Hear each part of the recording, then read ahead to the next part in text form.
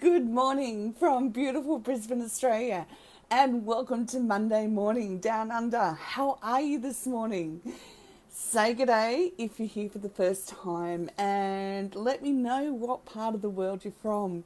We now have people all over the globe joining in class, and it's wonderful to have you here.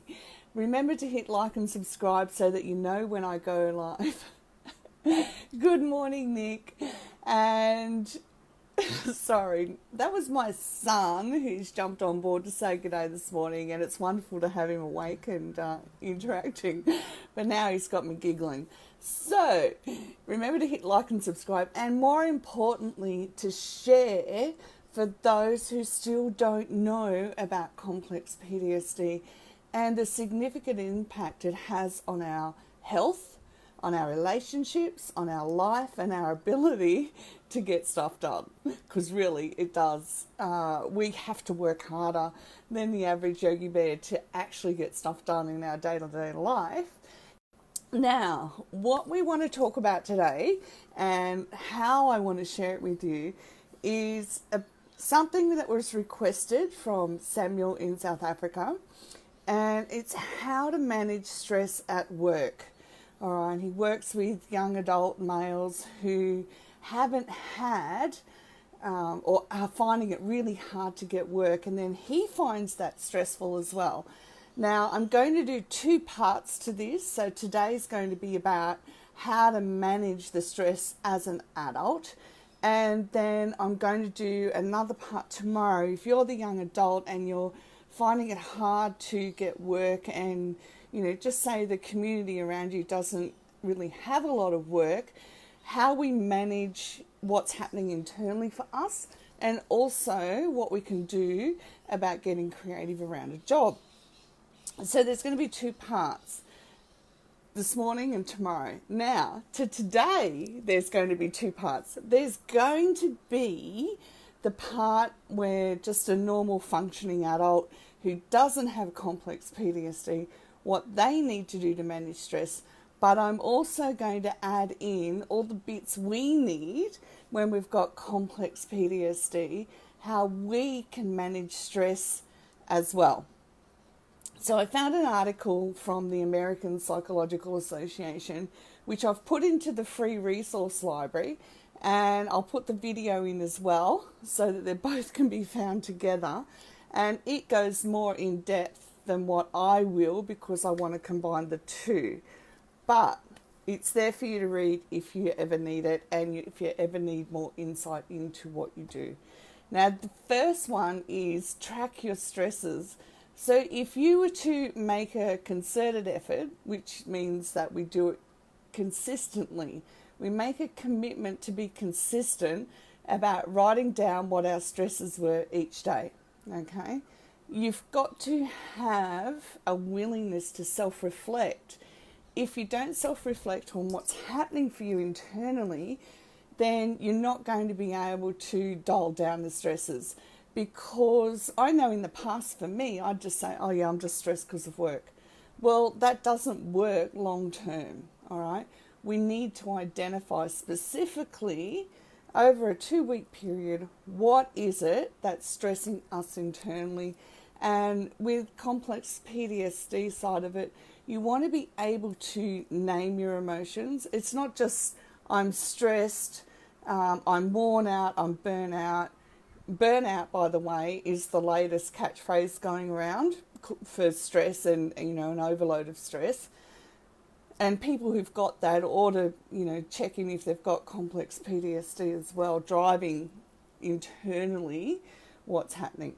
So with complex PTSD, over that 2-week period, we want to identify the emotions, we want to identify our thoughts, and we want to be able to see what the patterns are that are happening around those particular stresses. So why would we want to do that? Because then we're going to be able to say, right, these are the exact particular things that are stressing me, precise things. So it's not just that, Jojo over here's driving me nuts every day. What is it in this moment that I feel, that I'm thinking, and that I need to take responsibility for, because no one else can change or identify what's happening for me. Only I can do that, and we have to be willing to do it. All right, we have to be willing to get raw and real with ourselves, that we are the only ones that can change identify and change what's happening for us internally. So then when you know what your stresses are, you want to develop healthy responses. So you might want to look at, are you having excess food, excess alcohol? What other healthy choices do you need to make? Do you need to put exercise in place? And you know what? The very first thing that would happen for me normally when someone says, oh, you've got to exercise, I go, oh, seriously, you want me to exercise? Until I realised how important it was for my brain function, and that's a whole other chat show, that now I'm like, yeah, I need to go. It's not an optional extra. For me, with complex PTSD, it is not an optional extra, because I do not get my full brain functioning back without it. So, with complex PTSD, healthy regimes, responses actually come down to things like having healthy bedtimes, preparing for the next day the night before, so that our mind wraps around what we're going into. I found with complex PTSD, if I didn't pre-prepare the night before what I was getting ready and going into the next day, it just didn't happen. There was no... It was like waking up and going, yeah, I've got no focus. The compass isn't registering just yet, which direction do I go? And yet I found that the brain is so responsive to knowing that my gym clothes are ready, my meditation's ready, my work clothes are ready, breakfast is ready, all the night before. And if you're going out into work, prepare your lunch the night before. And when you've got all this done the night before, you actually have the brain space to wake up and just go bang, bang, bang, bang, and it all happens easily. Whereas if you've got to think about it first thing in the morning, yeah, I can speak from experience that it just doesn't happen. So it's a consistent commitment to making it happen the night before in order that the next day happens. We have to be willing to establish boundaries. We talk a lot about boundaries, but I want to give you something different today. Boundaries are not fixed fences. Boundaries are fences with gates, and we determine whether we want to open a gate or shut a gate, or leave it open or leave it shut. All right? There's choices. So with your work, you've got to be willing to sit down and say, these are my boundaries, this is how much I can do in this day. And you're talking to somebody who loves her work so much that I would sit here for 12 hours a day if I could and just work and work, because I love what I do. But it's not healthy. Now, boundaries include not just social media, but our phone. Don't take your phone to bed. It's the most unhealthy thing we do, and it actually stimulates our brain. So we've got to put it down. We've got to be willing to put that boundary in place and put it down. And as far as work goes, we have to be willing to leave work at the door. And if you're like me and you work at home, then you have to be willing to say, right, for argument's sake for me, depending on my day, at 7 p.m, that's it. It's off, it's dinner time, it's time to relax, whether that's Netflix and chill, or it's read a book, or it's get ready for the next day. It's work's finished, okay? Because I have a global admin team, last night, and things were going on. Last night I was up pretty late. But as I teach my clients, one night out of a month or two is not a problem. It's when we choose to not put the work down and believe that we're superhuman that the stress becomes unhealthy, okay? So we want to make a conscious choice that at this time I'm putting the work down. I know for me, especially when I worked in an office in the city, And I did start to bring work home because it got more and more and more. The best thing I could have done is actually leave the work at work so that work would know that there was so much work involved with what I had to do. When I left that particular job, they hired 2 people to do my work. So we're not doing ourselves any favour by continuing to add to our stress from work by taking work home or choosing not to shut it off, okay? And then with complex PTSD, we're just adding to the stress that our body and brain are already carrying. So then you've got to weigh up, do I keep doing this to myself or do I say it's time to put it down? And I know for me, I don't want to add to any of the stress that my body and brain's carrying, so I choose to put it down unless there's one-offs where I just can't. Okay, we have to be willing to take time to recharge, and that means leaving the phone at home, going far, far away. No, okay, I kid. Going out and having some time out among other people. We don't have to interact with people, but just being around people, like going to the local markets and seeing how much fun everyone's having and enjoying the atmosphere. We can do simple things like that and it recharges us. Sometimes we need to go for a walk in the bush. Like, I don't know if you do that overseas, but in Australia we do not so much hiking, but bushwalking, all right? Now, we all know about the lovely critters we have in Australia, so you won't find me out bushwalking or camping anymore. I've had my days doing that, but I will go and sit by the bay, sit by the water. I find that the water recharges me and is very peaceful and calming, and it reminds me to connect to that peaceful calm inside of me. So if you were to think of one thing that reconnects you to the peace and calm within inside of you, what would it be, and how are you going to remember to schedule that peace and calm time into your week? Now remember, it's a priority to overcome the stress at work that you do this. So what are you going to do? Okay, and it's really, really important that you do that. I know in Australia it's probably not as a stressful environment as America is, okay? So Americans work longer hours and harder and so on, because in Australia we have the most beautiful life outdoors, that it's like Friday's here, Friday over's here, right? We're off for the weekend, we're doing things, we're enjoying life outdoors, basically. So we have a weekend, and that's why Americans come here, and when they live here, they're like, oh wow, everyone's so laid back. And we are. Generally speaking, as a culture, we're really laid back, all right?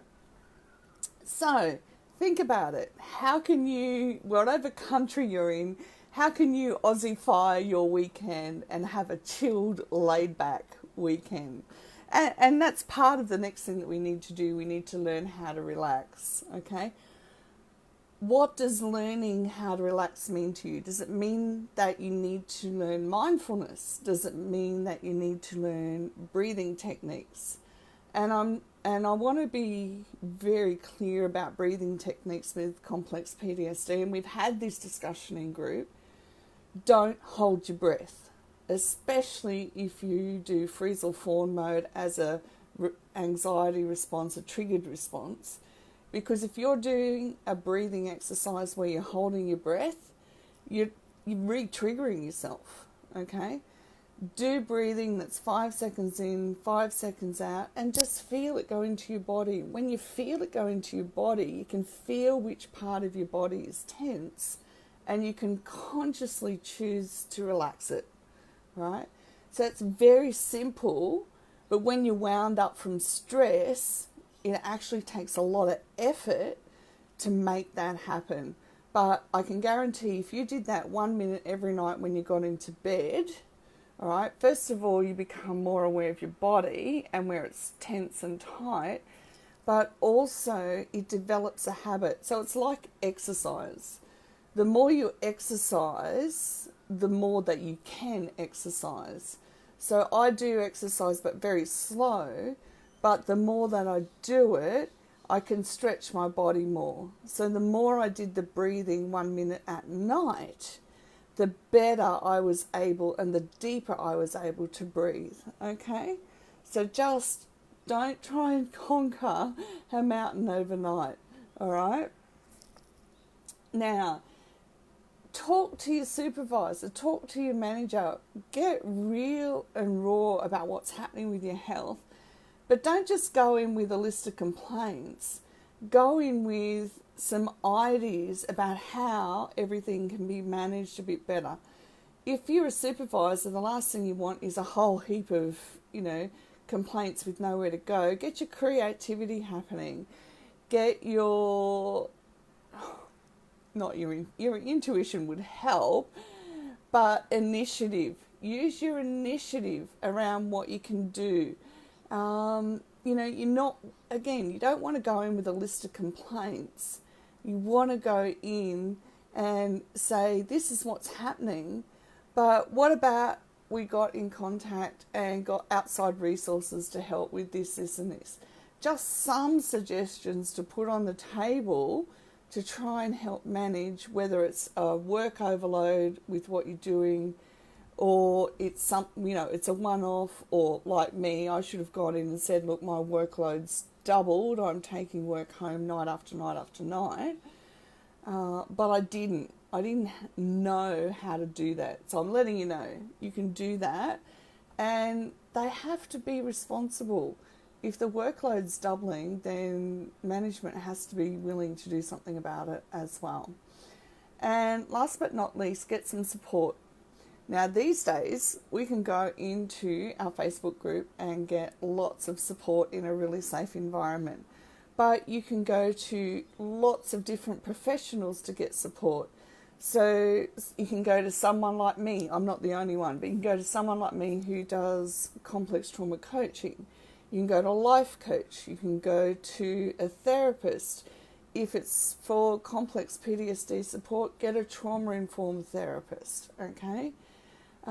Get yourself a massage every week if that's what it takes. I've got a girlfriend who does that, and it's brilliant because she's high-level management. And it really helps the stress move through her body, okay? So I want you to think about what are some different types of resources, and I want you to remember Google is your friend. Type in different resources for managing stress, because Google knows where you are. They will come up for your local area. And if you need to get out and meet some new people, use the Meetup app online and go into a group where they have a common interest, because you've always got something to talk about when the interest is in common. And we've also had a couple of people from group do it, and they've found a bunch of amazing people to hook up with as friends and to do something that they have in common. So be encouraged. There is hope, and you need to just navigate the waters a little bit differently.